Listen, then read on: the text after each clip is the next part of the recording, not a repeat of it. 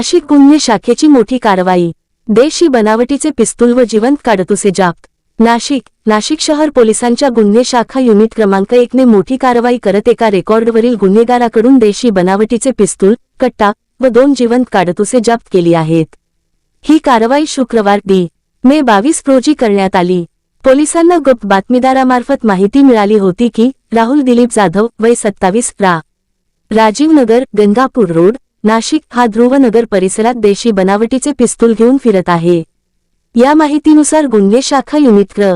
1 च्या पथकाने मध्यरात्री सापळा रचून आरोपीला ताब्यात घेतले। आरोपीची झडती घेतली असता त्याच्याकडून एक देशी बनावटीचे पिस्तूल, कट्टा, मॅगझिन व 2 जिवंत काडतुसे असा एकूण 30,500 रुपयांचा मुद्देमाल जप्त करण्यात आला। ही कारवाई पोलीस आयुक्त संदीप कर्णिक, पोलीस उपायुक्त किरणकुमार चव्हाण तसेच सहाय्यक पोलीस आयुक्त संदीप मिटके यांच्या मार्गदर्शनाखाली गुन्हे शाखा युनिट क्र. 1 चे वरिष्ठ पोलीस निरीक्षक डॉक्टर अंचल मुद्गल यांच्या पथकाने केली। नाशिक जिल्हा कायद्याचा बालेकिल्ला, नाशिक जिल्हा कायद्याचा बालेकिल्ला, नाशिक जिल्हा कायद्याचा बालेकिल्ला, नाशिक जिल्हा कायद्याचा बालेकिल्ला, नाशिक जिल्हा कायद्याचा बालेकिल्ला, नाशिक जिल्हा कायद्याचा बालेकिल्ला।